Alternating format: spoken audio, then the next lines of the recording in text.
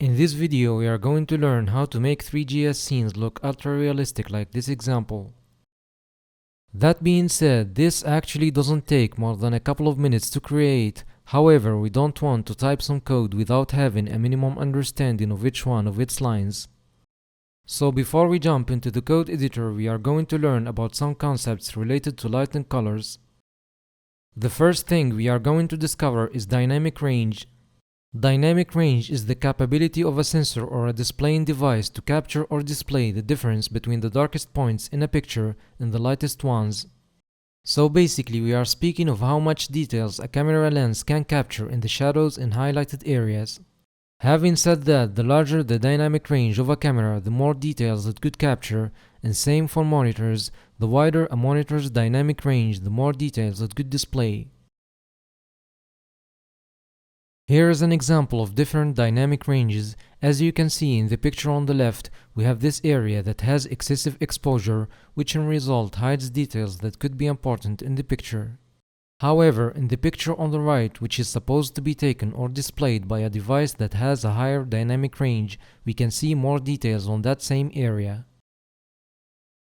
The same thing goes for dark areas. We have this lower part which has some hidden details in the shadow that the device on the right could capture or display. And that's where the term HDR came from. If you've ever seen it on a monitor or a camera specs, it stands for High Dynamic Range, which refers to an equipment that has a wide dynamic range capable of capturing or displaying details in the highlights and shadows more than the average device could do. Now, even though cameras have evolved to what we have today, they are still not capable of capturing tones the way human eyes do. In other words, a camera can't catch as much details in one single shot as human eyes could do. That being said, there is one technique that photographers use to achieve similar results, which is simply by taking one photo at a middle tone and several others at different light intensities or exposures. Then they merge them all together using a photo retouch software like Adobe Lightroom. The result of that process is stored in a file with an HDR or EXR extension, which we are going to use in our example. Keep in mind though that these files are many times more sizable than the classic JPEG or PNG files because of how much data and more importantly uncompressed data they have, contrary to the other types which are compressed. Now that leads us to a problem, which is the inability of most screens to display that much of details. So we have an HDR image that is encoded in 16 or 32 bits, while most monitors are capable of displaying data with 8 or 10 bits only, and again that means loss of details in the highlights and shadows. Well, thankfully there is a solution to that, which is under the name of tone mapping. Essentially, tone mapping is an operation we do to make an HDR image look as much as close on screens as it looks in its HDR form. So we are basically trying to compress the image from 16 or 32 bits to 8 or 10 bits while trying to preserve as much details as possible. That can be done in a couple of ways. The first is by using a photo editing software like Photoshop, and the second one is through a tone mapping algorithm, and this option is available in Three.js. The next concept we need to understand is gamma correction. In reality, when we have a light source, we have X amount of photons going from that source to the sensor, whether it's a human eyes or a camera lens. Having said that, if we add another source, we should have double the amount of photons going toward the sensor, which means that we should perceive double the intensity of the light. Well, that's physically correct, and that's exactly how cameras work. However, it is not the case when it comes to human eyes, since they are more sensitive to the dark than they are to the light. So, what does that mean? That means that even if we double the sources of the light, our eyes will trick us to see less than double the intensity. Having said that, if you translate that into a graph, you see that in reality the relationship between the light intensity and how it should be perceived is linear, and this is how cameras capture the light. However, when it comes to our eyes, we have this curve, and that's only the first part of the story. The second part is when a monitor emits the light to display an image, it actually does it following this curve. That means that monitors display images way darker than they actually are, and that's by applying what it is known as gamma. To solve that problem, engineers came up with a simple solution, which is to apply an inverse curve on the image to be displayed, and that brings back the graph to be linear at the time of display, and again that leaves the rest of the eyes to look at it the way we naturally do. This process is called gamma correction and it's done internally in compressed image files like JPEG or PNG, which means that the images saved in such files are actually brighter. EXR and HDR images on the other hand are saved in their linear format. They don't have that inverse curve, and that's why they are widely used in CGI and game development, because renderers require a linear workflow to work with images. That means that ideally the renderer of Three.js, for example, wants to work with the original colors of an image to make correct calculations of pixels colors, and then it handles the gamma correction by itself using an encoding algorithm, and here we are talking about sRGB encoding most of the time. But what is sRGB, you might be asking? Well, sRGB stands for Standard Red Green Blue. It is a subset of the colors that the human eyes can identify, and it is often referred to as a color space. So basically, when we apply the gamma correction to an image, we are actually trying to represent its original colors at the time of display using the sRGB color space. There is a variety of color spaces, but that's not something we need to look into, at least in this tutorial. And now that we've finished with the kind of boring stuff, let's go back to our main topic, which is how to create the realistic scene we've seen earlier.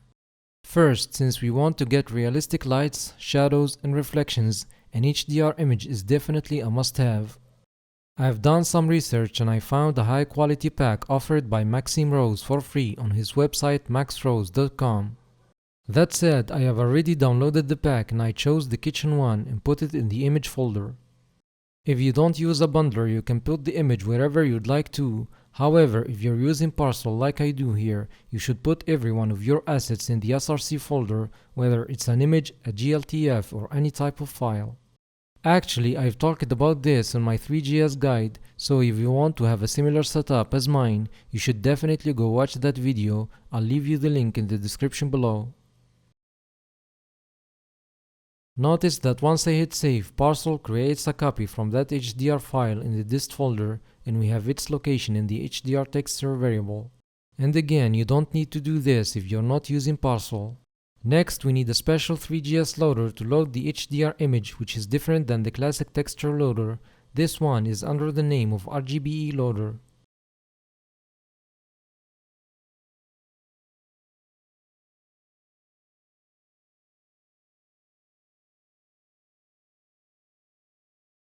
Now we are going to create an instance of the RGBE loader and pass the HDR file location as the first argument and the callback function, which argument is going to contain the loaded texture.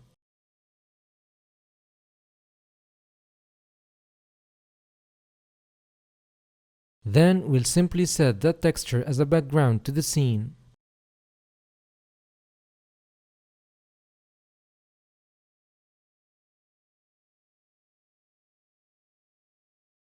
As you can see, the image looks kind of weird, and that's because it's a 360-degree photo.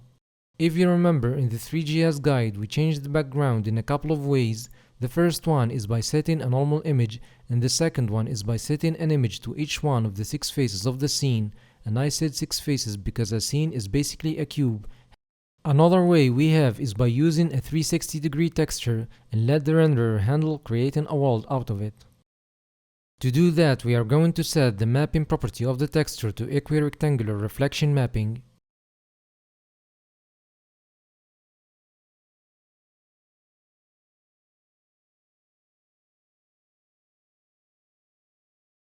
And there we go, we have our scene transformed into a kitchen. Now, as you see, our scene looks dark, and that's because the image is stored in an HDR file, hence it doesn't have a gamma correction, which means that it's linear, and these should be familiar terms to you if you didn't skip the first part of this video. But didn't you say that Three.js needs a 1.0 gamma image in order to produce the correct results? Then why the scene looks like this, you might be asking. Well, that's right. However, in order for Three.js to do that, we need to explicitly tell the renderer to encode that result, in other words, map its colors to the sRGB color space. And that can be done by simply adding this line.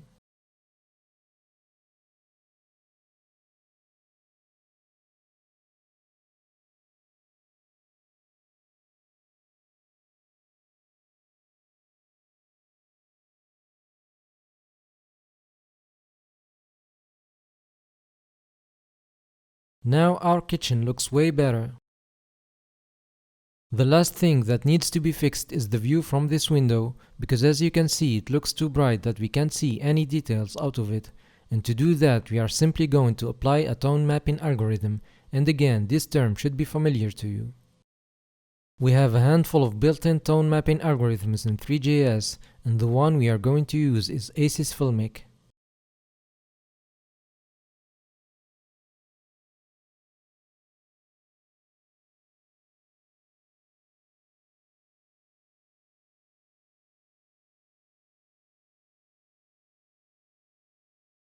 And now the view is even more better. Actually, we can play a bit with the exposure, and to do that we are just simply going to change the value of the tone mapping exposure property.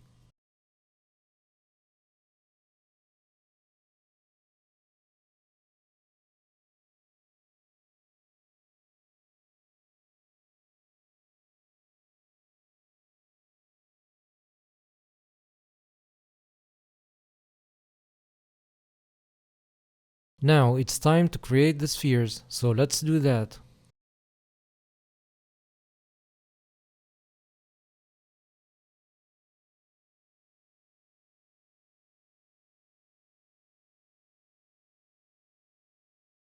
Something important to bear in mind is that we have to use the mesh standard material or the mesh physical material if you want to get realistic results.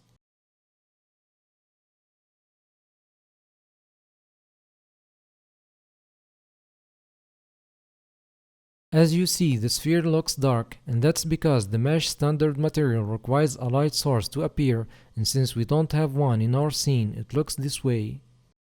Actually, this material requires a light source or an environment map.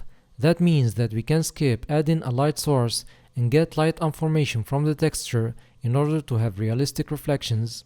To do that, we'll simply add this line.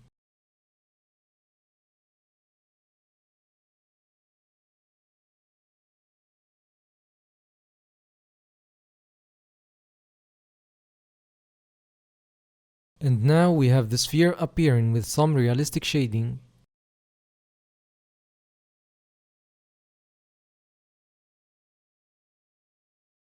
If we want some reflection, we simply need to reduce the value of the roughness in the material.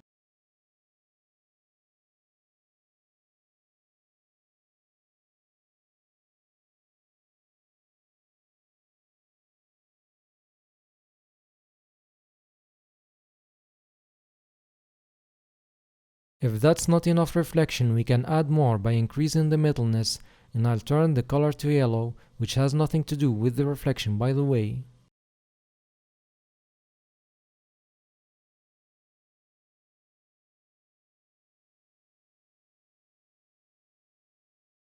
Another thing to mention is that we don't need to set the texture as a background, so if you want only the reflection for the material, you can do that.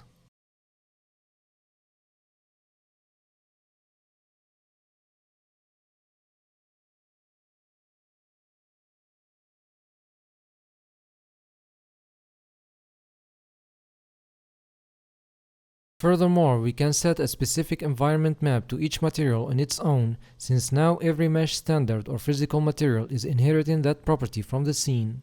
That being said, let's create another sphere.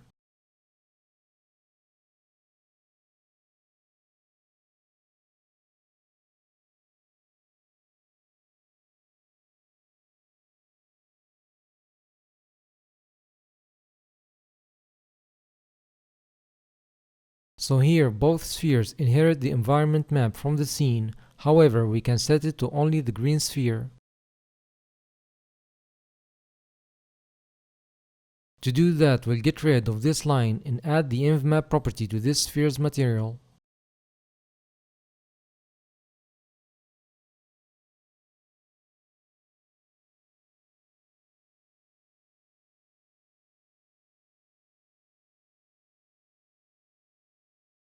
And there we go, now the texture is applied as a background to the scene and as an environment map to the green sphere only.